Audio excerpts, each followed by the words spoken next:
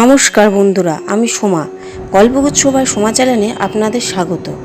আজকের গল্প লোকনাথ বাবার আশ্চর্য লাড্ডু। শুনে নিন এক অলৌকিক কাহিনী, যা বিশ্বাস আর ভক্তির এক অমোঘ নিদর্শন। এক গ্রামে থাকতো এক দরিদ্র ব্রাহ্মণ।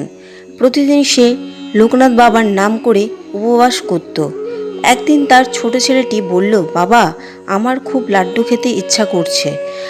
ব্রাহ্মণ বলল, বাবা লোকনাথ যা চাই তাই দেন, তার কাছে চাইলে তিনি কখনো ফেরান না। সে তখন মন্দিরে গিয়ে লোকনাথ বাবার সামনে কাঁদতে লাগলো। বলল, বাবা, আমার ছেলের লাড্ডু খেতে মন চাইছে, আমি কিছুই দিতে পারি না।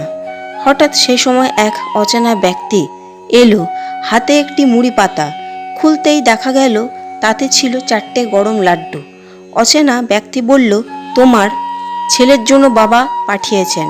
ব্রাহ্মণ তাকিয়ে দেখল কেউ নেই, কেবল বাতাসে ভেসে এলো লোকনাথ বাবার নাম, জয় বাবা লোকনাথ।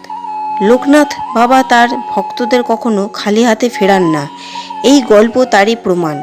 তো বন্ধুরা, লোকনাথ বাবার এই অলৌকিক গল্পটি যদি ভালো লেগে থাকে তাহলে ভিডিওটি লাইক দিন, চ্যানেলটি সাবস্ক্রাইব করুন আর বেল আইকনটি প্রেস করুন।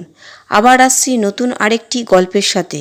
গল্পগুচ্ছ বাই সোমা চ্যানেলের সাথে থাকুন। ধন্যবাদ।